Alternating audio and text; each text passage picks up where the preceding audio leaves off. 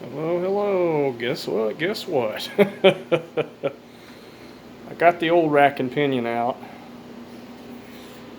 Oh, I'm in overdraft. Woo! Man, had to buy a freaking ball joint tool.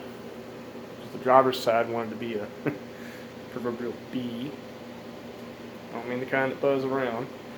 Then on top of that, I had to. What else did I have to get? Had to buy an 18 millimeter wrench because these fittings right here are 18 millimeter. Those are something you don't want to mess with. I'm still trying to figure out where this thing's leaking. I'm thinking maybe it might have been leaking here. I'm not sure. Then again, fluid did run down, so it could have just gotten anywhere. But if that had been the case, it would have been dripping straight down. So I'm wondering. Oh no, is this one here, man? It's just, I don't know. Said I bought a new one. It should be here by Thursday. It's on its way. And of course, I lowered the car back down because nothing says ghetto like a car up on jack stands with no tires on it. Yeah, it's just, yeah, I don't want to leave that like that.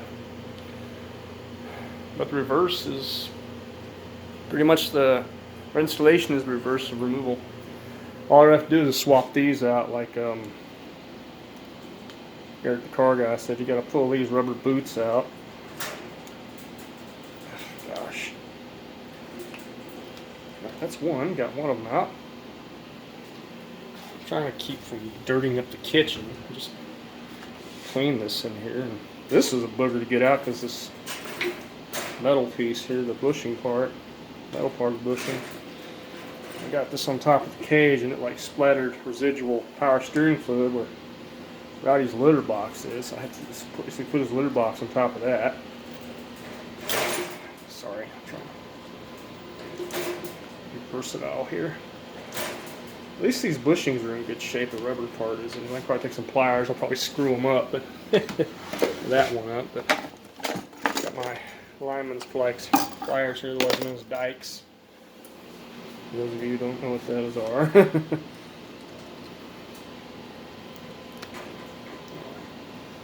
Damage that.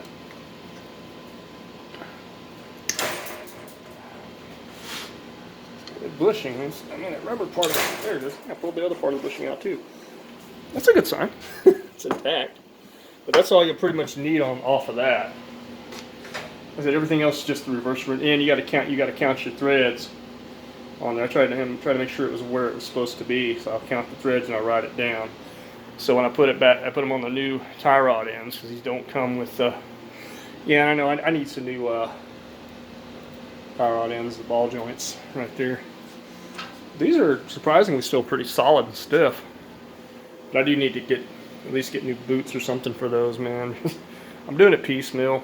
Said I had money, but I had to spend what I had. I was tapping a little bit of my overdraft just to get the new rack and pinion. That took like about $7, and I got the wrench for like $10 or $11, something like that. I got the ball joint separator for about. I got a good one, man. It was like 20 something dollars. So I said, yeah, I better just draw it 50 on that last, or the 60 on that last one, and just make it count. So I'm like, yeah, I'm getting a small pay. I know I'm getting a small paycheck this next payday. At least it's the way it's been, like an intermediate check to carry us over. Hopefully it's enough to cover everything. I'm good on food and stuff right now. It's just one of those things, man. It was perfectly fine, but my alignment was a little off. As soon as I tweaked it, you've breached the dam, and there's no repairing it this time, except replacing the whole rack and pinion. First one I've ever done. I did it just like Eric the car guy said, and it was fine, minus me having to go get the parts and stuff. Sitting over here, this one woman's out there, blah blah blah blah blah blah blah blah blah blah blah to somebody. I'm like, man, come on. I guess they think, oh, I'm listen to me. Then you say something, well, why you up in my business? I'll be like, why are you broadcasting it? You know, some people are like that. But anyway, that's off topic. But, you know, I just wanted to do a little video about this. There's, like I said, I've got everything done. I just got to slap the new one in there. I'll put the bushings on the new one and reverse the procedure, and just I'll be done. But I just wanted to get you got to take the air box out like the car guy said and all that stuff. It's a lot easier to get to that bolt that holds the U-joint onto the pinion, onto the shaft right here. There's a little groove right here.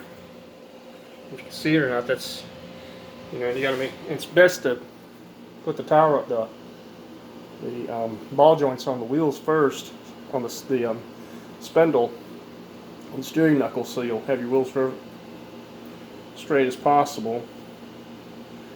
Your steering wheel, make sure it's straight. You can line it up. It's like, okay, so you'll know.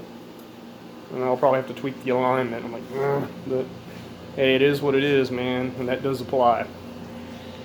But, you know, thanks for taking the time to watch the video. If you like it, you know, give it a thumbs up. You know the drill. Most importantly, as always, in the name of Christ Jesus, be blessed, be safe, be healthy, and be at peace. And I am out till next time. Safe driving.